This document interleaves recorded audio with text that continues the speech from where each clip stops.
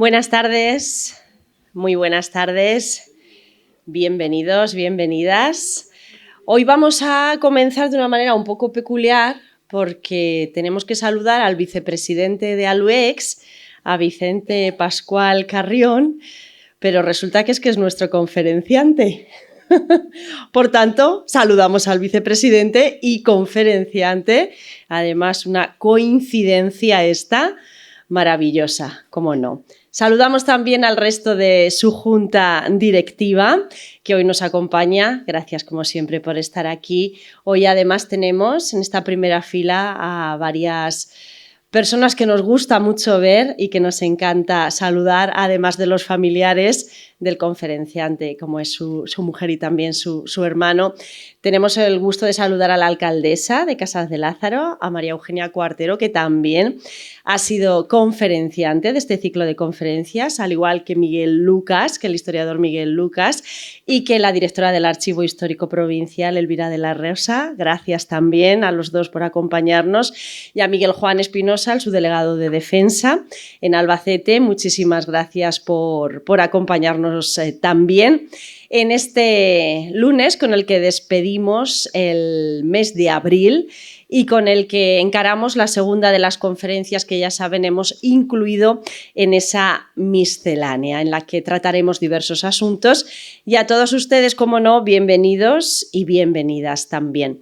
Vamos a saludar a nuestra compañera Carmela. Ahí está haciendo todas esas grabaciones. Ya saben que esos vídeos después se cuelgan en la página web de la Diputación de Albacete y también en la propia página de Aluex. Saludamos a José Chu Manzanares, a nuestro compañero y amigo también de Visión Press, que realiza esas fotografías que después pueden ver en la página de Facebook de Visión Press, y, como no, a los medios de comunicación, en concreto a la Tribuna de Albacete, que ya ha realizado esas fotografías y esa entrevista que después todos ustedes podrán ver en la contraportada de la Tribuna de Albacete de mañana mismo. Como decíamos, encaramos esta recta final con esta 23ª conferencia de este ciclo que lleva por título Al menos 20 años más, un ciclo en el que, además, Vicente Carrión ha tenido un papel importantísimo, un papel crucial junto al resto de su junta directiva, no solo para elegir los contenidos en general, sino también en toda esa labor intensa e importante, labor de producción y de organización, que es, bueno, quienes se han dedicado a esto saben el trabajo que lleva, y que está resultando, hay que decirlo, un ciclo, un curso excepcional, el de este 2023-2024, en el que también se ha aumentado el número de personas que acuden los lunes a este ciclo de conferencias. Como vemos, lunes tras lunes está casi lleno. Algunas veces hemos rozado el lleno absoluto, con gente que se ha tenido que quedar incluso de pie y fuera de esta sala. Felicidades, Vicente, por esta organización y por esta puesta en marcha. Bueno, en este curso, Vicente, como vicepresidente de Aluex, decimos que tiene un papel importantísimo, pero no solo en este curso, sino que podemos afirmar que, gracias en parte a él, Aluex continúa siendo lo que es, continúa desarrollando el trabajo que se inició hace ya 20 años y que cada una de las juntas directivas ha ido engrandeciendo y poniendo en valor, y continúa con vida. Él, con la anterior junta directiva, en este caso con la que era entonces su presidenta, que también nos acompaña lunes tras lunes, Carmen Rosa Martínez. Gracias también, aprovechamos para saludarte y agradecerte el que estés aquí. Bueno, pues se remangaron para superar todas las dificultades de ese momento COVID y post-COVID, y también pues para formar una nueva candidatura y también una nueva junta directiva que se hiciera cargo de una asociación, como decimos, con tantísimo prestigio y solera en esta ciudad. Bueno, luchó y trabajó mucho, y al final lo consiguió con este éxito. Bueno, gracias, Vicente, por este duro trabajo, por ese tiempo. Un trabajo que continúa todos los días y ahora, bueno, quizá de una manera un poquito más dulce, porque estamos recogiendo regular. Bueno, pero ahora recogemos los frutos del trabajo, que esto siempre es también bonito. Bueno, y ahora sí, les voy a presentar, aunque él me ha dicho, no tardes mucho, que llevo el tiempo muy medido y no quiero que te alargues, pero como es tradición, vamos a presentarlo como se merece. Es licenciado en Filosofía y Letras por la Universidad de Murcia, catedrático de Bachillerato, doctor en Geografía e Historia por la UNED de Madrid, es miembro de número del Instituto de Estudios Albacetenses, don Juan Manuel, vocal de la Asociación Hispánica de Estudios Franciscanos. Es un activo, ya lo saben, investigador, se ha especializado en el estudio del patrimonio artístico y religioso de Albacete y de su provincia y ha publicado numerosos trabajos, algunos en colaboración con otros autores, así como también ha participado en catálogos de exposiciones y en ediciones críticas. Ha presentado numerosas comunicaciones y ponencias acerca de la historia de Albacete, en congresos, tanto nacionales como internacionales, e incluso en algunos de ellos siendo miembro de sus respectivos comités científicos. Bueno, vamos a destacar algunos de sus estudios: los conventos franciscanos en la provincia de Albacete del siglo XV, siglo XX, Historia y Arte; Albacete, ciudad de tradición judicial, de la Real Audiencia Territorial al Tribunal Superior de Justicia de Castilla-La Mancha. En este libro, por ejemplo, se estudian diversos aspectos de esta institución de justicia tan importante para Albacete. Otro más, el Colegio Notarial del Territorio de Albacete, hoy Colegio Notarial de Castilla-La Mancha, aspectos históricos y artísticos. Su último libro ha sido en colaboración con José Sánchez Ferrer, titulado Santa María de los Llanos, Albacete, una historia en la que los autores han actualizado todos los aspectos de la devoción a la Virgen de los Llanos. Bueno, precisamente de los Llanos, pero en este caso no de la Virgen de los Llanos, sino del espacio físico, geográfico y también histórico, hoy nos habla Vicente Carrión, una conferencia en la que, solo a modo de pincelada, destacará la importancia del agua, el estudio de las culturas que lo habitaron o algunos de sus hitos más destacados. Bueno, y ahora ya sí que sí, Vicente, con ese tiempo tan justo y tan medido, te damos paso y, como siempre, esperamos que disfruten de esta conferencia. Muchísimas gracias por venir. Gracias. Buenas tardes a todos y muchas gracias por asistir a esta conferencia, cuyo título tienen en la pantalla: Los Llanos de Albacete, un espacio geográfico e histórico singular. Agradezco la presencia o la asistencia de los numerosos amigos y de Miguel Ángel de la Torre Solís, su delegado de defensa, malagueño de nacimiento, pero albaceteño de altos vuelos, puesto que ha desarrollado su vida profesional en la base aérea de los Llanos. Saludo a mi buena alumna María Eugenia Cuartero, ¿te acuerdas qué tiempos? Una de las mejores, si no la mejor, alcaldesa de España. Y también quiero saludar con especial afecto a mi buen amigo don Vicente Manuel Roco, presidente del Tribunal Superior de Justicia de Castilla-La Mancha, institución que es heredera de la Real Audiencia Territorial, que en enero de 1834 se fundó de Albacete y que es una de las instituciones más representativas y de más valor en nuestra provincia. Hoy es Tribunal Superior de Castilla-La Mancha. No sé si me dejaré alguno, mi buen amigo don Vicente, bueno, y mis buenos amigos por todos los lados que están aquí presentes. Gracias, Carmela, María José, por tu amable presentación. Yo ves que soy más breve. Y también quiero agradecer a Carmela Saiz de Baranda la ayuda que me ha prestado en la realización de este PowerPoint. Yo tenía la idea, pero ella tenía los medios técnicos y entre los dos pues ha salido este PowerPoint que espero que les guste. Antes de empezar, va a ser un recorrido, casi una visita guiada por un espacio geográfico. Aquí hay algunos geógrafos que están con la oreja bien puesta y también histórico. Miren, esta fotografía que aquí tenemos, la de arriba, está hecha desde Chinchilla y bueno, se encuentra en el archivo del fotográfico del Instituto de Estudios Albacetenses. Aunque no se lo crean, este pudo ser el paisaje que Albacete tenía hace 4.000 años. Esto es lo que se vería desde Chinchilla. Un paisaje obsoleto, plano, sin vegetación. Posiblemente en aquella época habría más vegetación, algún curso de agua, más animales.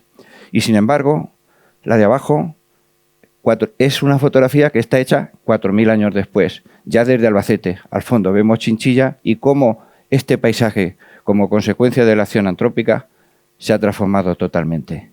¿Y dónde se ha transformado? En estos llanos de Albacete, de los que vamos a comentar algunos aspectos. Los temas a tratar rápidamente, algunos aspectos de la geografía de los llanos, el relieve, el agua de esta comarca, el agua.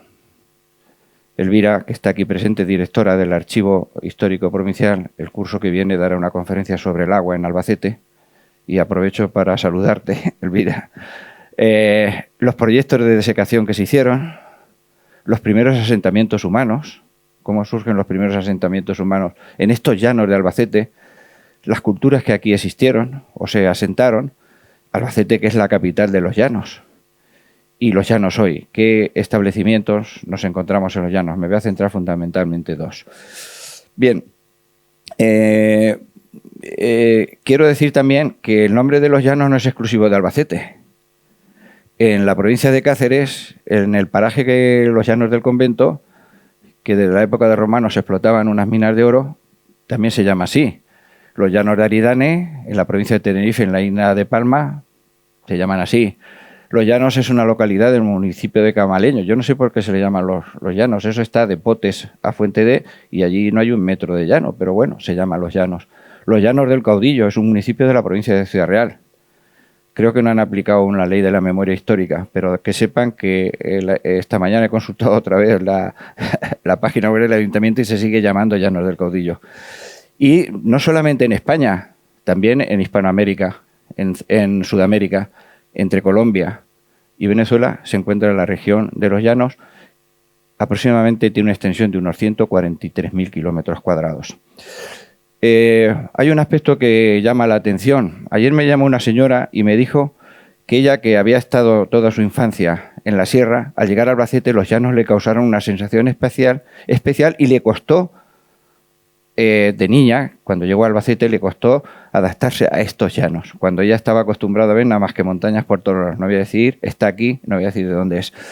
Pero hay los viajeros, y lo digo esto porque también aquí hay unos cuantos poetas, a los viajeros siempre les ha causado sensación esta llanura, estos llanos de Albacete.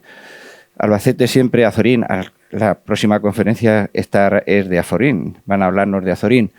Y él, al contemplar en sus libros de viajes, dijo: extensa llanura manchega que sosiega el alma y te provoca el ensueño de estar vagando por el ancho horizonte.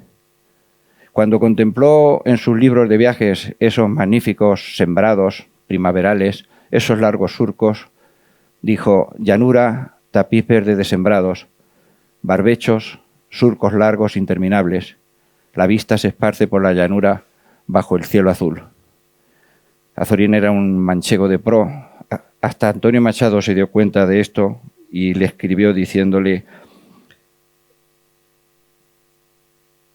buen Azorín, de adopción manchego, que guardas tu alma ibera bajo el rígido almidón de tu pechera. Eso se lo escribió Machado. Es necesario también comentar la figura de José María Blanc, un autor de Albacete del siglo pasado, quien también describió magníficamente estos territorios estos llanos que vamos a describir. Solar de España, descarnado plano del costillar de España, hosco paraje, preñada sequedad, patria del grano, luz tremenda, luz monda, luz salvaje, campo de Dios, ascética del llano, metafísica pura del paisaje. La verdad es que es una frase que a mí me cautiva y me encanta. Y vamos a continuar con nuestra exposición. Cuando uno quiere hablar de los llanos, es obligatorio hacer una referencia a la figura de Daniel Sánchez Ortega, que está por aquí presente. Y al respecto quiero señalar que el estudio más importante que se ha hecho hasta la fecha acerca del espacio geográfico de los llanos ha sido el realizado por Daniel Sánchez Ortega, que lleva por título Los llanos de Albacete, la tierra y el hombre, un proceso histórico de realización humana, su incidencia sobre el medio natural. Es una obra que supone una aportación decisiva a la ordenación del territorio albaceteño. Según los geógrafos que han tratado estas cuestiones, en este estudio Sánchez Ortega crea un modelo de tal rigor científico que deben seguir los investigadores interesados en problemáticas similares en otras áreas geográficas. El citado estudio, una vez ampliado, adaptado y reestructurado, es una parte esencial de un corpus de investigación, su tesis doctoral, más amplio que con el título Los llanos de Albacete, transformación del medio natural por acción antrópica, publicado en un nuevo libro, Campo y Sociedad en la Mancha Oriental. Es un magnífico estudio que fue premio de investigación en geografía de la Real Academia de Doctores en 1993. Es un libro que, en palabras del autor, según él, el llano albacetense es una clara exposición de lo que constituye la geografía del paisaje. Un paisaje que se caracteriza por el predominio absoluto del llano. Siguiendo con nuestra descripción de los llanos, decir que este territorio ocupa la parte de esta llanura de la mancha correspondiente a Albacete, se suele denominar la Mancha Oriental. Es decir, nosotros nos vamos a centrar en esta zona. También se conocía en tiempos de Cervantes como la Mancha de Monte Aragón y también se le conoce con el nombre de la Mancha de Albacete. Tiene una extensión de 6.300 kilómetros cuadrados y ocupa el 42% de la provincia de Albacete. Aunque tiene algunas zonas ligeramente accidentadas, es una extensa altiplanicie de pendientes suaves. Y un ejemplo es que señalamos que de Albacete a La Roda hay 36 kilómetros y 26 a La Herrera, y la altitud no varía más de 30 metros. Una vez que la hemos situado, es necesario explicar el lugar donde geográficamente se encuentra esta zona de los llanos. Y tiene una extensión, como hemos visto antes, de 6.300 kilómetros cuadrados, y lo que nos interesa es conocer sus límites. Hay en este mapa, tomado de los estudios de Sánchez Ortega, vemos perfectamente cómo dos fortalezas vigilan este entorno, que son la de Chinchilla y el castillo de Peñas de San Pedro, y cómo por el norte hay un curso de agua que se extiende desde la Gineta hasta la raya de los Yesares, atravesado por el río Júcar, que es el único curso de agua que lleva las aguas que las recoge naturalmente. El resto, si nos damos cuenta, está lleno de canales, de acequias, de cursos de agua, de lagunas, Acequión, Salobrar, etcétera. Y lo digo esto porque, como a continuación veremos, pues esto tiene su incidencia en el desarrollo posterior de la ciudad de Albacete. Por el este se extiende desde la cordillera de Monte Aragón, que es esta zona, a ver, esto es que, bueno, por aquí, por la cordillera de Monte Aragón, y hasta el cerro de Chinchilla, hasta el cerro de San Blas. Por el sureste y sur, una zona cercana a Pozo Cañada, La Cabrera, las lomas del Salobrar, que sería toda esta zona que está aquí, toda esta zona, y finalmente por el oeste las tierras llanas de Balazote y de Barrás, toda esta zona. Bien, esta extensa llanura, como he dicho antes, está vigilada por dos grandes fortalezas. Una, Chinchilla, situada en el cerro de San Blas, esta es una fotografía actual, en la que han aparecido restos de otras culturas, del bronce, romanos, ibéricos, etcétera, pero que tienen un especial protagonismo en la época del Marquesado de Villena, puesto que en 1449 fue adquirido por don Juan Manuel Pacheco, marqués de Villena. Como todos sabemos, esta fotografía hace bastantes años no era así. En el centro había un penal y también una cárcel que sobre todo pues tuvo especial, digamos, protagonismo después de la guerra. La otra fortaleza es el fuerte de Peñas de San Pedro, que también vigila esta inmensa llanura.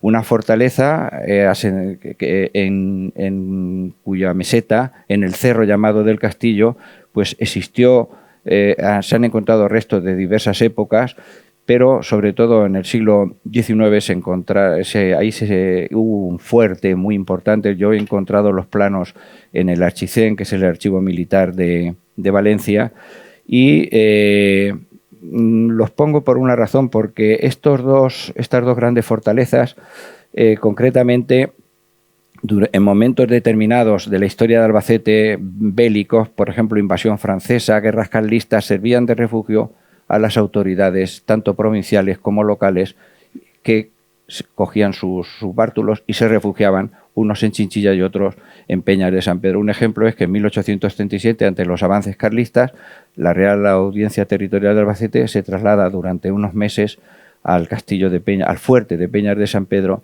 y allí estuvo hasta que definitivamente durante 3 años se marcha a Cartagena. Siguiendo con nuestra explicación, hay un tema que es necesario señalar a la hora de hablar de la comarca de los Llanos, es que en Castilla-La Mancha no existe una ley de comarcalización. Las divisiones comarcales que yo conozco y que conocemos los que estudiamos estos temas son numerosas, pero solamente por abreviar me he fijado en esta, que es una de las más aceptadas. La comarca de la provincia de Albacete se ha dividido en estas comarcas: la Mancha Centro, la Manchuela, Albacete, el corredor de Almansa, los campos de Llín. A veces hay mapas que la Sierra del Segura y la Sierra de Alcarez aparecen juntas, y el campo de Montiel. Si nos damos cuenta, en la comarca de los Llanos de Albacete, en el mapa de la derecha se corresponde prácticamente con el término municipal actual. Y hay que señalar también que la Mancha de Albacete se divide a su vez en una serie de subcomarcas, concretamente la de la Roda Villarrobledo, la Mancha del río Júcar y los Llanos de Albacete. Como podemos apreciar en el mapa de la derecha y en este que acabo de poner, nuestra provincia es un cruce de comunicaciones de norte a sur, de este a oeste, del norte hacia el Levante, hacia Andalucía, y como todas las vías convergen o están orientadas hacia la capital. Esta provincia, creada en 1833, tiene una superficie de 14.926 kilómetros cuadrados, 87 municipios, y sus habitantes en el 2023 son 387.680. Esta cruce de caminos no es actual, no es solo ahora, también, y en el mapa de la derecha vemos las numerosas cañadas, veredas que cruzaban en todos los sentidos esta zona de Albacete. Uno de los problemas, también pongo esta foto que hice hace poco desde el balcón de mi casa, también es un cruce de vías aéreas. Ahí más claro no puede estar. Esto no es como el otro día dijo uno, que están fumigando, no, estos son vías aéreas. Uno de los problemas más importantes que ha tenido Albacete a lo largo de su historia es el agua. Bendito problema, dirán algunos, pero era un problema que obstaculizaba continuamente la vida en nuestra ciudad. Fíjense en el mapa de la derecha, cómo en 1863, cuando ya estaban terminadas las obras del canal, Albacete, la ciudad, se seguía inundando. Se hicieron numerosos canales, y eso ha sido a lo largo de la historia una de las preocupaciones ya desde la Edad Media de los habitantes de Albacete. Elvira Valero, la directora del Archivo Histórico Provincial, el curso que viene nos dará una conferencia sobre el agua en Albacete. Ya la tenemos contratada. Y ella, que ha estudiado este tema y además magníficamente, nos habla de la existencia y la preocupación de las autoridades por traer las aguas potables a Albacete, entre otras razones porque las que había en Albacete eran muy malas, de muy mala calidad, eran muy alcalinas, muy sulfurosas. Y entonces hubo una serie de proyectos de traer el agua desde los llamados Ojos de San Jorge, en el que había 5 manantiales de unas aguas riquísimas. El problema era que esa zona de San Jorge, donde estaba ubicado los Ojos de San Jorge, pertenecía al término de Chinchilla. Por lo tanto, hasta que Albacete no consolida obtiene el privilegio de Villaco y se separa definitivamente de Chinchilla, pues no se solucionan estos problemas. Aún así, en esta época, ella nos ha hablado de que existía una acequia vieja o una acequia real, es decir, que traía las aguas de los Ojos de San Jorge y que iría paralela a lo que hoy es la calle Virgen del Pilar, Avenida Coronista Maretreo y Sotos. Incluso nos habla de una cosa que yo desconocía, que es la existencia de una ermita de la Santa Cruz, que ella sitúa en la rotonda de Tamos, a la altura de ese parquecillo que se dirige hacia la fiesta del árbol. Años más tarde, el corregidor Godino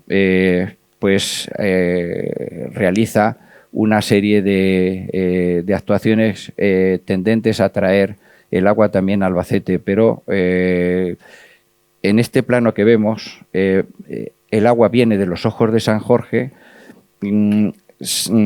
atraviesa o pasa por los molinos de la Estacadilla y del Albaidel, llega más o menos, esa agua sigue circulando y aquí en este plano de 1783, el primer plano de la Feria de Albacete, vemos como este puente se llamaba del Acequión, puesto que traía aguas de los Ojos de San Jorge, pero también servía para llevar el agua a los ejidos de Santa Catalina, que es donde se estableció en 1783 la feria, y también sirviese para que la población pudiese beber y sobre todo los animales.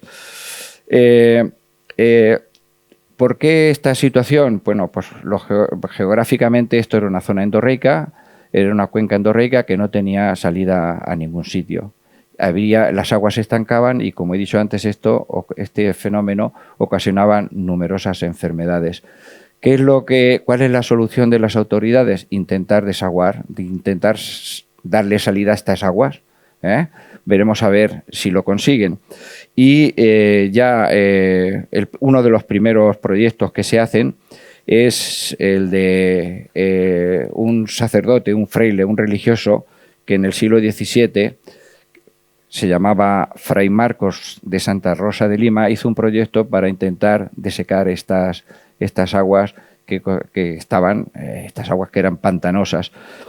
Y todos no lo consigue por falta de presupuesto, pero todos sabemos, o hemos oído en alguna ocasión nombrar, que en 1802 el rey Carlos IV visita Albacete y el conde de Villaleal lo lleva a estas zonas pantanosas, y entonces ya es cuando ya el gobierno de la nación intenta solucionar este problema. Y en 1804 pues ya se construye un canal, que se van a hacer los proyectos para la construcción de un canal que en un principio se llamó Real Canal de Albacete, posteriormente Canal de María Cristina, después Canal Nacional y hoy todos lo conocemos como el Canal de María Cristina. El proyecto de la realización de este canal fue realizado por Antonio Bolaños, y una junta dirigida por el conde de Villaleal se encargaría de su ejecución. Y este proyecto se realizó en 3 fases que yo no voy a detallar para no tomar o tocar temas de la conferencia del año que viene, de 1805 a 1869. Lo que sí quiero mencionar que este canal que hoy llamamos de María Cristina, pues pretendía desaguar la laguna del Salobral, cosa que sí se hizo, hoy denominado Canal del Salobral, el desagüe de las lagunas de Albaidén, de Ollavacas, del Charco, y todo eso reunirlo en un canal de desagüe hacia el actual canal de María Cristina y hacia el río Júcar. De este canal se hicieron numerosos proyectos. Aquí hay unos planos que tenemos aquí a la izquierda. Incluso hubo un proyecto de traer las aguas del río Balazote y del Albaidel, de la laguna de Albaidel, para hacer navegable el tramo de Albacete al río Júcar, pero no se llegó a hacer. Pero sí existen y sí se conservan en el Archivo Histórico Provincial los planos. Tenemos uno de los puentes, de los numerosos puentes que se hicieron, y ahora mismo a la izquierda una fotografía de cómo era el canal a principios de siglo y más o menos su estado actual. En estos canales, en este canal de América Cristina, pues había, hasta incluso hubo un momento en que hubo baños públicos y que estaban perfectamente regularizados. Se desecaron se pusieron en cultivo como consecuencia de la desecación de esta zona unas 13.000 hectáreas aproximadamente, y luego también se llegaron a plantar 9.000 olmos. Yo no sé si recordarán, los más mayores, si recordamos que en la zona del Palo había una calle que se llamaba de los Olmos, pues de ahí viene el nombre. Bien, siguiendo con nuestro recorrido, quiero poner estas fotografías que son actuales. ¿Se ha solucionado el problema? En parte, pero no totalmente. La fotografía de la izquierda está hecha en 2005. Hubo unas lluvias abundantes y Albacete estuvo a punto de inundarse, porque no sé si saben que ahora mismo el canal desde 1970 cruza subterráneamente la ciudad de Albacete. Bueno, pues por el centro es por donde vamos en esta vía verde y, como ven, a izquierda y a derecha el canal totalmente desbordado. La fotografía de la derecha es la calle ancha. En el año 2000, me parece que fue en el 2005 por ahí, si no recuerdo mal, pero es que esta fotografía la hice yo, la de abajo la hice en 2016 en el barrio de Medicina. No voy a comentar aspectos, simplemente decir que como símbolo de Alués, esta encina solitaria seguramente hace muchos años, hace muchos miles de años, estaría acompañada de otros muchos ejemplares y constituiría una densa dehesa en la que, aparte de encinas, pues estarían el pino en sus distintas variedades. Respecto a la población de los llanos, decir que actualmente esta población es de 173.206 habitantes. Destaca el núcleo de Albacete y hay algunas entidades menores, algún pueblo de colonización como Aguas Nuevas y Bacariz, El Salobral, Santana, Argamasón, Tinajero y Los Anguijes. El resto son digamos, pedanías, aldeas que prácticamente muchas de ellas ya no tienen población alguna. Bien, hechos esta introducción geográfica, vamos a pasar, o voy a pasar a comentar algunos aspectos de la historia de algunos aspectos, como digo, de la historia de estos llanos de Albacete. La abundancia de agua en los llanos dio lugar al asentamiento de numerosos grupos humanos desde época muy antigua, que se establecían en espacios elevados para resguardarse de las avenidas y encharcamientos. Uno de ellos es esta zona donde se dio un tipo de cultura muy característica, la cultura de las morras, de las motillas, que aún hoy día hay nombres de algunos pueblos que nos recuerdan esta terminología: Mota del Cuervo, Motilla del Palancar, incluso yo creo que también hasta Motilleja. Los factores naturales de este lugar, cubiertos de charcas y pantanos, obligarían a los primeros habitantes a establecerse en zonas elevadas. El otro día Miguel Lucas, a nuestro paso por el río Júcar, nos dijo cómo toda esa zona estaba poblada de distintos asentamientos humanos de épocas muy antiguas y se asentaron durante la edad del bronce fundamentalmente y en épocas posteriores. Hay numerosos asentamientos. Aquí tienen vestigios de estos poblados palafíticos, los encontramos en Ollavacas, Morra de la Estacadilla, en la zona septentrional las Morras de la Jineta. Eran unas elevaciones que se hacían así para asentarse la población y también preservarse del agua, aunque, como ahora veremos, existían otros poblados, digamos, palafíticos. Y hacia el sur, sobre las primeras elevaciones de las sierras del Chortal y Ondalafia, pues se encuentran Mercadillos, el Chortal, etc. Sin lugar a dudas, uno de los yacimientos más importantes de Albacete, de los primeros pobladores de Albacete, porque Albacete no existía, es este de Acequión. Miguel Lucas, en un estudio que ha hecho desde un punto de vista etnológico y antropológico, señala que la laguna de Acequión forma parte de los paisajes históricos de Albacete que funcionan como mito fundacional de la ciudad. Y es verdad, es un mito fundacional este de Acequión. Quiero decir que estos dibujos tan magníficos me los ha prestado José Carlos Molina, que siempre está presto, que está por allí y que siempre está presto a colaborar con nosotros. Yo luego le dejo otras cosas, ¿eh? Bueno, aquí vemos esta laguna de el Acequión, está a unos 10 o 15 kilómetros de Albacete, en dirección a Barras, y esta zona, 2000 años antes de Cristo, ¿se acuerdan de la primera fotografía? 2000 años antes de Cristo estaba de esta manera. Él la ha recreado magníficamente así. Una serie de poblados sobreelevados en medio de la laguna, donde había tierras había bosque, había animales, había pastos, y allí se producen esta serie de asentamientos, y uno de los más principales, digamos que los primeros pobladores de esta llanura, de estos llanos de Albacete, tuvieron lugar aquí en Acequión. Un poblado con dos murallas bastante altas, de 6 metros y de 5 de anchura, y en el centro el núcleo habitacional.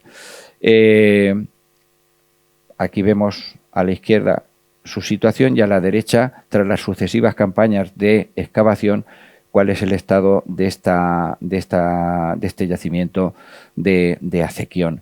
Se han encontrado numerosos restos, como estas hachas, como esta vasija de la Edad del Bronce, o como ese botón de marfil, que pudo tratarse del cierre de un cinturón o de algún adorno ritual. Y este es el estado que presenta actualmente la laguna de Acequión, la ex laguna de Acequión. Todo a su alrededor se ha desecado y son cultivos de cereales. Pero quiero llamarles la atención sobre la fotografía de la derecha. En los años 50 y 60 esta laguna era navegable. Había patos, había peces y estaba encharcada totalmente. No nos quedan nada más que estos restos, como este acueducto que servía para extraer y sacar el agua de la laguna, y así ha pasado que se ha desecado. Bien, siguiendo con nuestra historia, estoy abreviando un montón, quiero señalar que esta zona de Albacete, antes hemos dicho que Albacete es una tierra de paso, una tierra de encrucijada. Se asentaron numerosos pueblos, numerosas culturas. El mapa de la derecha vemos todos los yacimientos ibéricos, romanos, que existieron en Albacete. De época ibérica señalo, por ejemplo, la conocida bicha de Balazote, que aunque no estaba en los llanos propiamente, sí en la antesala de los llanos, y es un animal antropomorfo, pero que está relacionado con el culto al agua, el agua que existía en estas zonas. Como también otro yacimiento importantísimo, que no está propiamente en los llanos, la famosa Torre de Pozomoro, el monumento funerario de Pozomoro entre Chinchilla y Pozo Cañada, e incluso esta zona estuvo cruzada también estuvo asentamientos romanos, puesto que allí se encontraban numerosas vías de comunicación, numerosas calzadas romanas. Aquí a la izquierda tenemos una crótera que no es realmente es una máscara que se situaba en las esquinas de algún yacimiento funerario, según los estudiosos, en los Torreones, en el yacimiento de los Torreones de El Salobral. Precisamente en El Salobral, en la laguna desecada del Salobral, como consecuencia de las actuaciones que hemos dicho antes, se desecó en la laguna, y en 1901 se excavó por Pierre Paris y se descubrió esta necrópolis ibérica, donde aparecieron 44 tumbas y numerosos restos, como esta esfinge de Agos. Pierre Paris, en 1901, lo que hizo es todos estos restos llevárselos al Museo del Louvre. Menos mal que en 1941 el gobierno consiguió que se trajeran a España, que se devolvieran a España, por ejemplo, la conocida Dama de Elche, la esfinge de Agos y algún monumento más. Esta del Salobral regresó a España, pero actualmente se encuentra en el Museo Arqueológico Nacional. Aquí había una laguna, encharcamiento de lo que hemos comentado antes. Siguiendo con nuestro recorrido, otro de los yacimientos también muy importantes es este de los Torreones. En El Salobral también dicen de los Torrejones, pero ya es de época romana, donde se han encontrado numerosas 6 tumbas y, como vemos, un ajuar realmente muy interesante, compuesto de varias piezas como jarras, asa de jarras, pátera, lucerna, portalámparas, y que se encuentran actualmente depositadas en el Museo Arqueológico de Albacete, en el Museo de Albacete, perdón. Y un yacimiento muy curioso, o un monumento muy curioso y muy desconocido también en estos llanos y en esta zona, digamos, enlagunada, que es en el barrio de Santa Ana de Arriba, en la pedanía de Santa Ana, existe esta ermita que se ha restaurado. A la izquierda vemos el estado actual antes de 1993. Era una cuadra, pero en unas obras de que se hicieron allí apareció un monumento funerario, una torre funeraria romana, sobre la que se hizo esta ermita. A la derecha vemos el estado actual. Se puede visitar.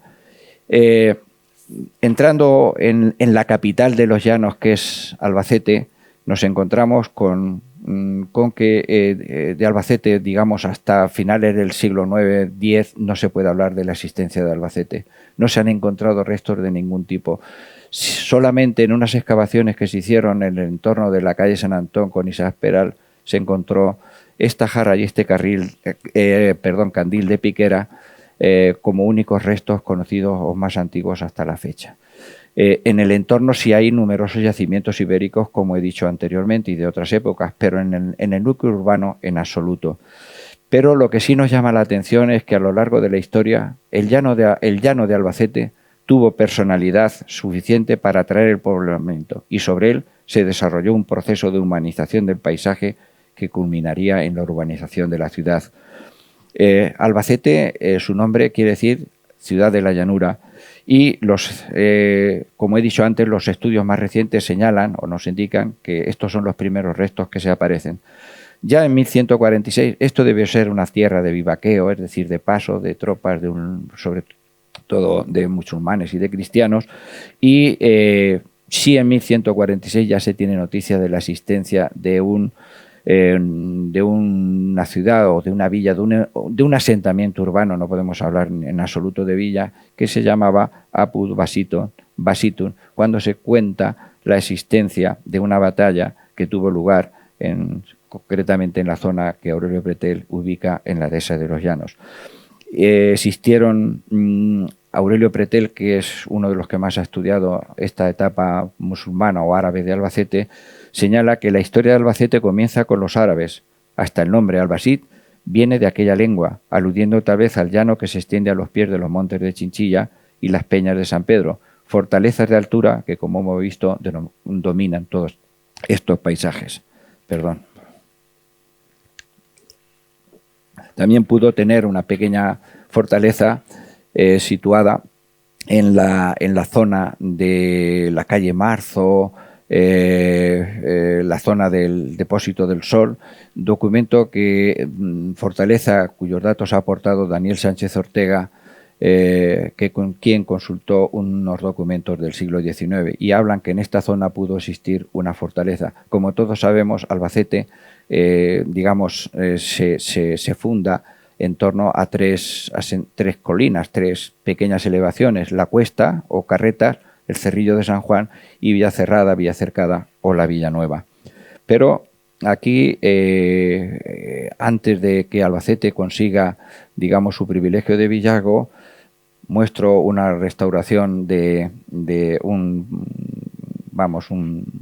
este esquema, esta fotografía que ha hecho, esta reconstrucción, mejor dicho, que ha hecho José Carlos, en el que se ve cómo pudo ser Albacete a mediados del siglo XV, la plaza de la villa con la torre, la cava con su puente y una barbacana de tipo ladronera, vistas desde el nivel inferior de la Plaza Nueva, que es la actual Plaza Mayor. Y según datos aportados por Aurelio, todo hay que decirlo, nos situamos en el Colegio de Villacerrada y delante vemos ahí la picota, que era el elemento distintivo de la entrada de una ciudad. Y cuando realmente empieza a cambiar la historia de Albacete, la historia de estos llanos de Albacete, es el 9 de noviembre de 1375, cuando el marqués de Villena, don Alfonso de Aragón, le concede a Albacete el privilegio de villazgo. ¿Qué importancia tiene este hecho? Muy grande. Se va a independizar de Chinchilla y va a tener su término municipal propio. Un término municipal, este es el castillo de García Muñoz, tal y como se encuentra en la actualidad. Y aquí tenemos un plano que se conserva en el Archivo Histórico Provincial, en el que se explica cómo era el término municipal de Albacete. Un término municipal cuyo espacio se vertebraba a lo largo del camino real desde Chinchilla hasta La Roda, y una serie de puntos o padrones a ambos lados lo limitan a una misma distancia topográfica o de cuerdas. Como vemos, a la derecha tenemos una fotografía en la que se reproduce el privilegio que firmó el Marqués de Villena en 1375, y a la izquierda una reproducción del siglo XVIII de este plano con el término municipal. Si lo vemos con detalle, están especificadas todos los pueblos por los que comprendía, o todas las zonas que comprendía este plano de Albacete. Bien, todo esto, ¿qué es lo que dio lugar? Pues a que Albacete configurase ya definitivamente a partir de 1375, se separase de Chinchilla, y Albacete empieza su entidad autónoma que consolidará en 1833, cuando se crea la provincia de Albacete. Una provincia, un término municipal que, como aquí vemos y les pongo, tiene una extensión de 1.125 kilómetros cuadrados. Bueno, siguiendo con nuestra historia, vamos a ir aterrizando en dos lugares emblemáticos. Uno, la base aérea de Los Llanos, un terreno muy llano, al fondo Chinchilla. Aquí, en el año 1922, aquí no, en la Torre Cica, en 1922, el ayuntamiento cede unos terrenos en la Torre Cica para la construcción de un aeródromo militar. Este aeródromo, aquí tiene una fotografía de Collado de cómo eran los hangares en esta época. Se crea la Compañía Española de Aviación de 1924 a 1929, y también una escuela de aviación. Pero este aeródromo se queda obsoleto y se traslada al actual emplazamiento, llamándose Aeródromo de los Llanos, inaugurado en abril de 1929. Vemos que tenía 5 hangares, y si en el letrero que aparece a la derecha es donde está la puerta actual, por supuesto de diferente manera, vemos cómo se habla o se titula Escuela de Aviación. Esta escuela de aviación se estableció en Los Llanos, pero hay un hecho realmente significativo, que es, como he dicho, en 1929 se traslada al aeródromo de Albacete. En marzo de 1974 se crea el ala 14, donde prestan su servicio unas 774 personas, según datos que me han facilitado recientemente, y decir que el ala 14 es una de las principales unidades del Ejército del Aire y del Espacio de España, como así se llama. Es una unidad de caza y ataque, y controla el espacio aéreo español de forma permanente. Actualmente está celebrando su 50 aniversario, y con tal motivo, hace unos meses, el mes pasado, en este mismo salón se celebraron 3 conferencias sobre esta ala 14, en una de las cuales las impartió el coronel Miguel Ángel de la Torre, a quien también hemos fichado para el curso que viene. Como digo, en esta base aérea actualmente, desde 2009, es la sede lo voy a decir en español, del programa de liderazgo táctico, más conocido como TLP, donde trabajan unas 58 personas. Siguiendo con nuestro recorrido por esta zona, también se crea en 1939 la Maestranza Aérea. Maestranza Aérea que tiene carácter militar, y que en unos primeros momentos se establece en la llamada Casa de la Viña. La Casa de la Viña, que está cercana a la base aérea, y es un establecimiento que tiene carácter militar, y como vemos, las instalaciones son fantásticas, puesto que allí se reparan los más sofisticados aviones, no solamente militares, sino también civiles, como estos aviones que sirven para apagar los incendios.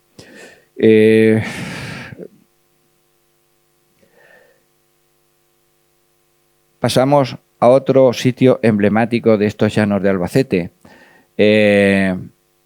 posiblemente, y esto también lo señala Daniel Sánchez, una dehesa que aún conserva en parte su forma primitiva, su estatus vegetal, bastante bien. ¿Y por qué pongo esto? Porque sin lugar a dudas nos encontramos que es uno de los lugares con más historia en estos llanos de Albacete, o de estos llanos de Albacete. Hemos empezado en el Acequión, vamos a terminar aquí. Aquí apareció la Virgen de los Llanos, patrona de Albacete. Allí, en noviembre de 1672, se fundó un convento de franciscanos descalzos. Allí se celebraba la feria. Es que creo que merece la pena hablar de este sitio. Y allí un señor, el marqués de Salamanca, don José de Salamanca y Mayor, marqués de Salamanca y conde de los Llanos, a partir de 1855, funda este gran espacio agropecuario que era la Dehesa de los Llanos, y que es la Dehesa de los Llanos. Don José de esta Dehesa de los Llanos es un lugar muy emblemático porque allí pues apareció la Virgen de los Llanos, del que se han realizado numerosísimos estudios. Señalo el de la derecha, Santa María de los Llanos de Albacete, y que lo hago más que nada en recuerdo de mi buen amigo Pepe Sánchez Ferrer, que falleció, lo escribimos entre los dos, y falleció en agosto del año pasado. Hemos recorrido en un gran libro, porque además, lo digo lo de gran porque es muy grande, y tiene muchas hojas. Hemos intentado actualizar todos los aspectos de la devoción a la Virgen de los Llanos. ¿Cómo empieza esta devoción? Pues como en todos los lugares. En Cortes aparece una encina y aquí un labrador arando sus tierras, pues encuentra una imagen, se la lleva a su casa y al día siguiente va a verla y ya no estaba, y vuelve y se encontraba en este lugar. ¿Qué es lo que se hace? Pues santificar este lugar, construir una ermita. ¿Se le llamaba de los Llanos? Yo creo que aún no se le llamaba de los Llanos. De este hecho, existe una plaquita en el Museo Arqueológico Provincial que nos describe que este es el verdadero retrato de la aparición de Nuestra Señora de los Llanos. También sabemos que existe un documento gráfico, posiblemente extractado de esta placa, que es de bronce y por detrás aparece a modo de Sagrada Familia San Orencio y Santa Paciencia, que eran los padres de San Lorenzo, puesto que aparece incluso con una parrilla. Es el segundo testimonio gráfico que tenemos de la aparición de la Virgen de los Llanos. Y el tercero, este es de muy pocos días. José Ángel Ramírez donó a la Real Asociación de la Virgen de los Llanos para la futura galería museística que estamos preparando, este cuadro en el que recoge este hecho milagroso. Pero yo quiero señalarles que no sabemos en un principio cómo se llamaba esta vocación y cómo se le puso de los Llanos, pero allí tienen un monolito que se encuentra en la finca donde hay una inscripción que no hemos podido descifrar, y sí un autor al que tenemos que hacer constante referencia a los historiadores cuando queremos hacer estudios de Mariología antigua, que es Villabail Córcoles, que escribió una obra muy conocida que es el Pensil del Ave María, en Murcia, de 1730. Y este señor, este sacerdote, este canónigo, dice: el sagrado título de los Llanos lo tomó del sitio donde primero estuvo escondida y después colocada, que es en unos llanos largos y espaciosos que comúnmente llamamos en nuestro país los Llanos de Albacete. Es decir, que ya se llamaba en esta época los Llanos. De esta imagen aparecida, pues se conservan algunas fotografías. Se conservan la cabeza de la Virgen y el Niño en el maniquí de la Virgen que está actualmente depositada en su capilla en la catedral.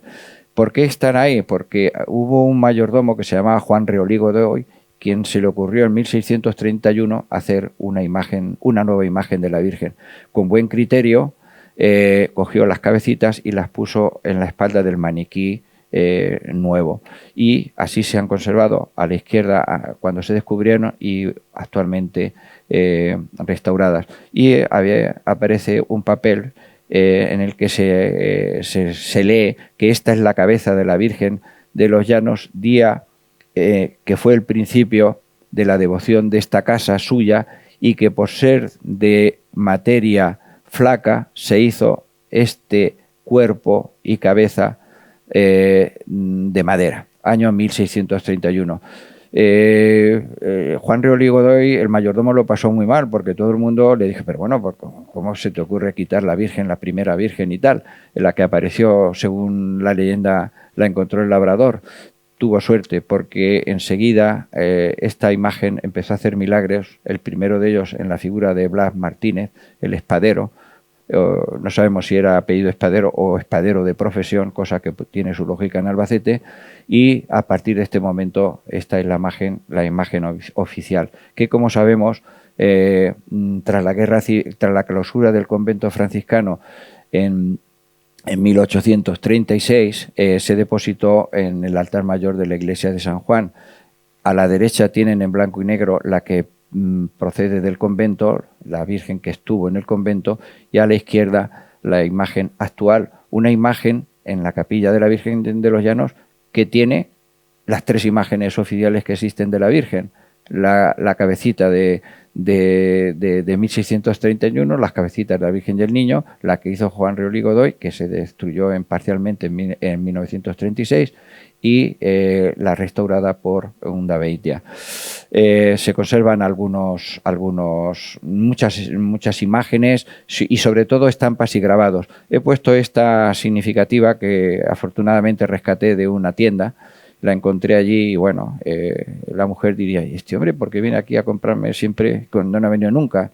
Hasta que conseguí que nos dejase estudiarla, y es una de las primeras fotografías o estampas en color, una cromolitografía sobre papel que hizo un grabador malagueño, Francisco Millana, en Málaga en el último tercio del siglo XIX. Bien, siguiendo con esta historia, decir que se deposita en este magnífico retablo barroco destruido en marzo de 1936 en la iglesia de San Juan, y a la derecha una pequeña imagen procedente del convento que se encuentra en la parroquia de San Francisco, en una representación de la porcíncula. La porcíncula era la capilla primitiva donde oraba San Francisco de Asís, que se encuentra, si alguno está en Asís, en el centro de la Basílica de Santa María de los Ángeles, y allí una familia depositó esta imagen procedente del convento, conocida como limonera, porque eran la que los frailes utilizaban para pedir limonas por las zonas. Es decir, al principio he dicho que los Llanos de Albacete no solo de Albacete, pero es que las advocaciones marianas referidas a los Llanos tampoco son exclusivas de Albacete. He puesto algunos ejemplos. En la Roda de Andalucía la patrona es la Virgen de los Llanos.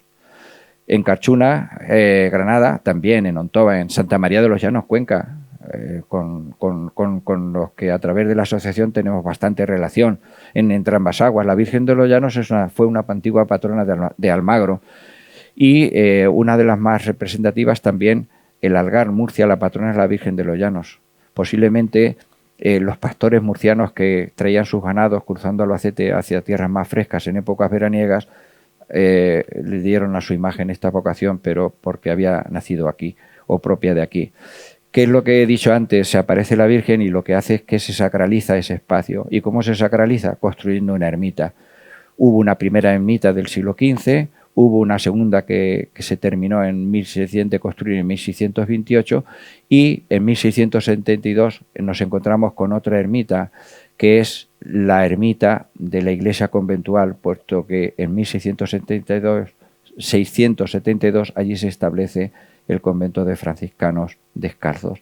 A la derecha tienen una imagen, un recuadro en el que gráficamente sabemos cómo era esta ermita de la Virgen de los Llanos, y fue un feliz descubrimiento que hice en el Archivo Histórico Nacional consultando documentos, y apareció con este color cómo era la ermita. Sabíamos cómo era por dentro, las capillas que tenía, las reliquias, todo, pero no sabíamos exteriormente cómo era. Una iglesia de 3 naves con una espadaña a la entrada, con un compás o esplanada también. Las esplanadas en los conventos se llaman compás. Y a la izquierda vemos una construcción en la que, muy importante, el claustro, puesto que este convento de los franciscanos tuvo un noviciado, es decir, un seminario. Y lo que sí es curioso, la torre. Quédense con esa foto de la torre al lado del 1, y que ahora veremos. A la izquierda tenemos la reconstrucción que, basado en estos dibujos, otra vez tengo que mencionar aquí al protagonista, José Carlos, ha hecho y que altruistamente ha donado para el futuro Museo de la Virgen de los Llanos. Esta torre fue construida en 1638 por Juan Díaz de Gamboa, que era un maestro alarife de Jorquera, y siempre se ha dicho que la edificó, que la hizo el marqués de Salamanca cuando compró la finca. Cuando el marqués de Salamanca a partir de 1855, como ahora veremos, compra la finca, aún no había nacido, luego no pudo hacerla. Sí reconstruirla. Y este es el espacio sagrado que nos encontramos en los llanos en esta zona de los llanos. La ermita, el convento, a la derecha la venta de Albacete, a la izquierda el hospicio de San Pedro, con el número 5 la ermita de Chinchilla, donde se veneraba la patrona de Chinchilla, la Virgen de las Nieves, y por el medio el camino real que iba desde Albacete a Chinchilla o viceversa. Allí se fundó en 1672, previa petición de las autoridades locales, la fundación de un convento de franciscanos. ¿Por qué? Pues para realzar el culto a la Virgen, para que ellos se encargasen de realzar el curso, de cuidar el culto a la Virgen. Quedan restos ya no quedan restos de este convento. Esta fotografía la hice hace muchos años y recientemente, por circunstancias que no vienen al caso, este espacio pues ha sido totalmente transformado. Sí nos quedan restos en esta cilla o cueva del convento, la fuente que tuvo el convento, y en la iglesia de San Pedro de la Matilla se encuentra esta reja, que era la reja que había en la capilla mayor, tras la cual se encontraba sobreelevado el camarín donde se veneraba la imagen de la Virgen de los Llanos. Es importante este lugar. Si allí se celebró la feria desde 1672 más o menos hasta 1783, que es cuando el año en que se traslada, en agosto, a su emplazamiento actual. Se celebraba anexa al convento y vuelvo otra vez aquí a mencionar la reconstrucción de José Carlos, en honor de la Virgen de los Llanos. Unas veces la feria antiguamente se celebraba en Albacete, todos conocemos la existencia ya en el siglo XV de la calle de la Feria, pero donde adquiere un gran auge es en los Llanos. En esta recreación vemos cómo pudo ser anexa o junto al convento, lo cual ocasionaba muchos problemas a los frailes de convivencia, de ruidos, de peleas, pero claro, había limosnas y había que, digamos, aguantar. Por eso, tras diversas sentencias, el Ayuntamiento de Albacete, allí en esa zona, en la época de la feria, había unas lonjas de don Pedro de Cantos, que en las que se celebraban, pues eran como una especie de puestos que en el momento que se terminaban los 5 días de feria, pues ya se guardaban para el año que viene. Y el ayuntamiento, ante la imposibilidad de traer la feria a la villa, porque los religiosos, aunque habían solicitado el privilegio de feria, no se les concedía, pero la feria se seguía celebrando en los Llanos. Y entonces en 1771 encarga al arquitecto lorquino, aquí a la derecha tenemos los planos de este edificio, pues que se haga un edificio específico para la feria, que constaba de 144 tiendas. Se hizo este edificio, hay documentos que dicen que sí, porque en esta época, como ha demostrado Elvira, pues se encontraron unos gastos sustanciosos que se correspondían con una inversión grande. a ciencia cierta no lo sabemos.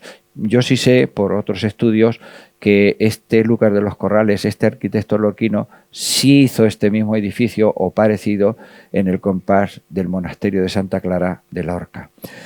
Y también hay que señalar que esta dehesa, esta finca de los Llanos, es muy importante porque allí a partir de 1855 se establece una gran finca agropecuaria. ¿Y quién fue? Don José de Salamanca y Mayor, un hombre que se me ha olvidado decirlo al principio, y como habrán podido observar, cada uno de los temas que he comentado son susceptibles de una conferencia única, ¿eh? Por eso estoy haciendo un recorrido, digamos, turístico. Allí, en esta finca, don José de Salamanca, que tiene una plaza en la Plaza de Salamanca de Madrid, que hizo el barrio de Salamanca. Yo no sé si saben que era un hombre, fue un banquero muy conocido, muy relacionado con Albacete. Y bueno, no puedo hablar de su figura, pero sí decirles que digamos, su influencia era tan grande que participó en la construcción de algunos ferrocarriles en Estados Unidos, y en el estado de Washington hay una ciudad que se llama Salamanca, en su honor. Él llegó de manera rocambolesca a Albacete, que ya de por sí casi me tiraría una hora explicándola, y se refugia en Albacete. En Albacete es bien acogido, se refugia en las ruinas de los Llanos y promete que si se libra de sus perseguidores, pues reconstruiría estas ruinas. Si vemos en el escudo, es un águila con sus armas de marqués y de conde, y tiene una filacteria en la que se lee: por tu sagacidad me pudo librar. Era un hombre que llegó, vamos, que si sus captores, sus perseguidores lo pillan, lo habían matado, y sin embargo se pudo librar. Y allí en esta finca, bueno, sabemos que Marqués de Salamanca trajo el ferrocarril a Albacete, y en esta finca construyó una magnífica casa-palacio. A la izquierda, cómo eran sus orígenes, y actualmente el estado en el que se encuentra. Yo no he logrado encontrar, aunque creo que estoy a punto de conseguirlo, quiénes fueron los arquitectos o quién diseñó esta casa-palacio. Pudo ser Narciso Colomer y Pascual, que era el arquitecto que le hizo su Palacio de Recoletos en Madrid, sede de la fundación del Banco de Bilbao. Reconstruyó el Palacio de Vistalegre, que le compró a la regente María Cristina, que ella había adquirido para sus hijas, para Isabel II y su hermana, y ya no he conseguido encontrar más datos al respecto. Sí, en esta reconstrucción que me ha cedido Miquel Barriola, podemos ver cómo era este conjunto nobiliario: a la izquierda el palacio y detrás la iglesia de San Pedro de la Matilla. Era un lugar donde constantemente lo visitaban numerosas personalidades. Un pintor albaceteño, que no lo conoce aquí casi nadie, Manuel Alcázar Ruiz, pintó en 1881 este cuadro de una cacería en los Llanos, en las que se ve en el centro, a la izquierda, Alfonso XII, su esposa, María Cristina, en el centro, la reina Isabel II, y a la derecha de negro el Marqués de Salamanca. Un magnífico cuadro en el que podemos apreciar numerosos aspectos de cómo eran las cacerías en aquella época, cómo eran incluso las razas de los perros, pero en el que se contrastan dos estilos pictóricos. Este era un pintor muy bueno, pero se dedicó más bien a hacer copias. Vemos cómo de manera realista ha plasmado la escena central y cómo de manera impresionista ha plasmado el paisaje del fondo. Un cuadro muy colorista y muy famoso, muy conocido. Tras diversas vicisitudes, el Marqués de Salamanca muere en su Palacio de Vistalegre en Madrid en 1883, pero muere arruinado. Y tras diversas vicisitudes que no vienen ahora mismo contarlas, la finca es adquirida por los Larios de Málaga, y son los que proceden a actualizar pues todas las dependencias, a transformar la finca, que hoy es una de las mejores explotaciones agropecuarias de España.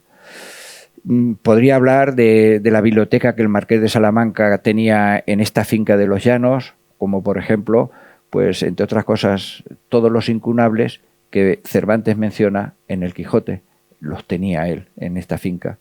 Todo eso, bueno, no hablamos de las pinturas, de pinturas en algunos momentos tan importantes o mejor que las que tenía el Museo del Prado. Y he dicho antes que en San Pedro, en esta zona, he puesto este dibujo anterior, en el que ahí vemos con el número 5 la ermita de Chinchilla. Esta ermita se destruye, se derriba en el siglo XVII y se construye esta que es la iglesia de San Pedro de la Matilla. Una magnífica iglesia que es la iglesia del Palacio.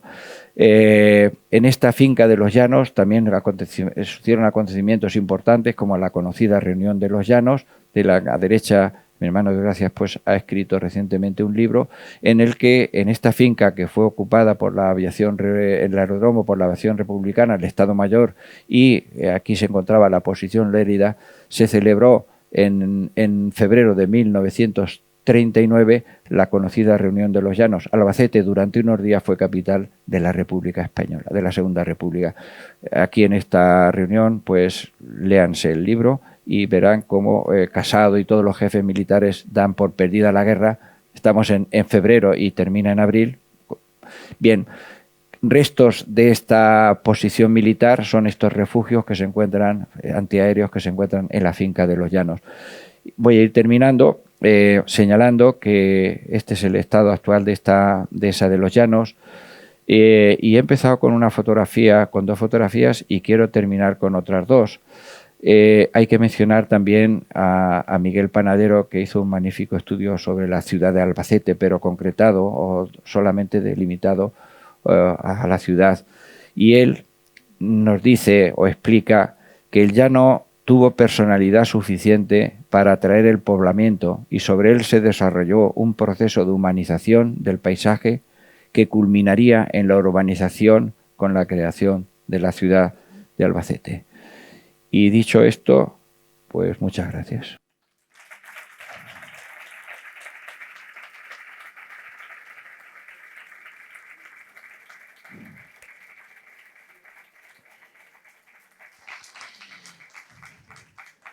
Vicente, felicidades. Estábamos aquí las vecinas de Silla y yo comentando, bueno, pues lo mucho que hemos aprendido de esta... Dígame, Paco. Ahí sí, ahí lo dejamos. Gracias.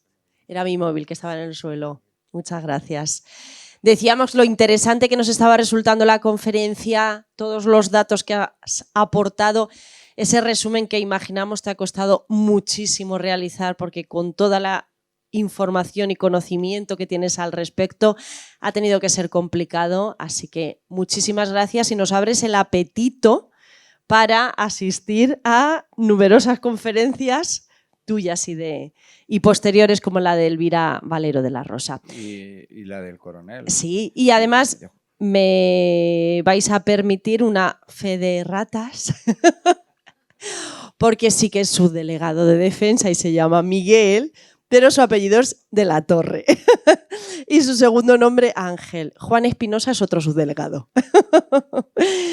Y lo segundo, un saludo para nuestro presidente del Tribunal Superior de Justicia de Castilla-La Mancha, Vicente Rouco, que sí que es cierto que me habían dicho al entrar que estaba, pero yo, bueno, pues como periodista no me he fiado hasta que no lo he visto.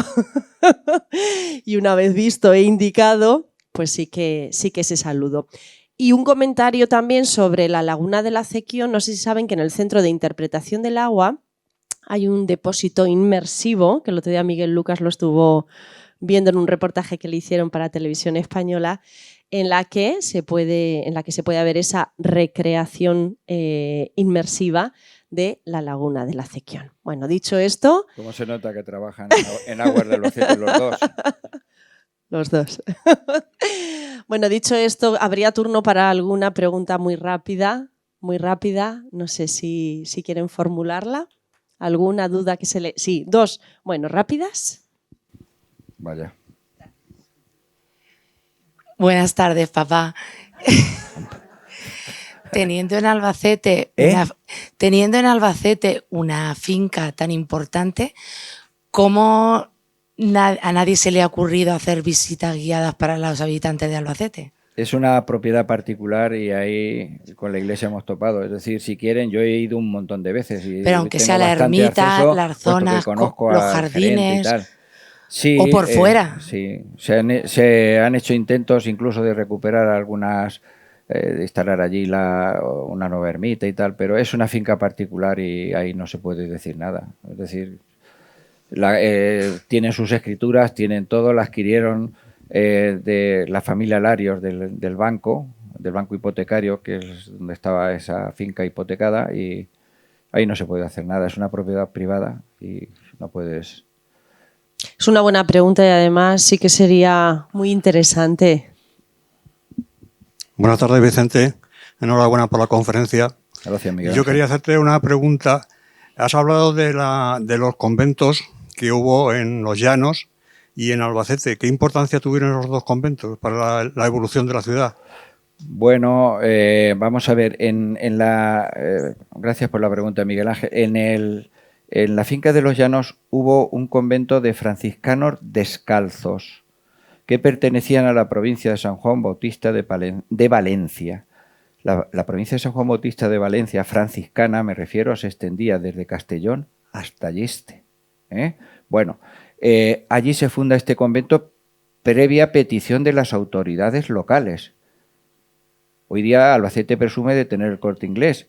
En esta época se presumía de tener un convento o de tener muchos conventos. Y el ayuntamiento, con buen criterio, quería encontrar una orden, y en este sentido los franciscanos eran muy solicitados, como otras órdenes religiosas. Te tengo que decir que este convento de Los Llanos tenía un hospicio en la calle de la Cava, donde había una fábrica de sayales donde se hacían todos los sayos de la custodia. Cuando se desamortiza se intentó hacer un teatro en la calle de la Cava, un teatro. Estuvieron a cargo del culto del Cristo de Saúco. Tenía una casa hospital en Peñas de San Pedro. Es decir, que era un convento con un potencial económico muy grande. Pero en Albacete, a su vez, existía en la calle en lo que es hoy día la plaza, en la esquina calle Zapateros, con la plaza de Antonio Andújar, del periodista Antonio Andújar, antigua plaza de San Francisco. Ahí existe un convento cuyos cimientos aún se encuentran debajo de tierra. Y no sé si habéis oído hablar que cuando se desamortiza, ahí sirve de sede para el Instituto de Segunda Enseñanza y como cuartel militar. Y aún, de vez en cuando en la prensa sale que los vecinos se quejan porque allí se oyen cosas raras. Que sepan que debajo están las sepulturas, ¿eh? Por eso, pero cuando se establecen en Los Llanos, los franciscanos de Los Llanos cuentan con la oposición de los observantes de Albacete y del convento de San Agustín de Albacete, que estaba donde está el Palacio de Justicia hoy día. ¿Por qué? Las limosnas. Bueno, ahora ya sí, tenemos que ir finalizando porque es casi la hora. Vamos a pedir a nuestra coordinadora de cursos de la asociación, a Remé Montoya, que nos acompañe hoy en este escenario, y a Vicente, eso es, si se puede quitar el micrófono para estar más cómodo, que se coloquen los dos delante, porque desde la asociación al vicepresidente de la asociación, pero en este caso hoy en calidad de conferenciante, le quieren hacer entrega de este detalle para agradecer su participación en el ciclo.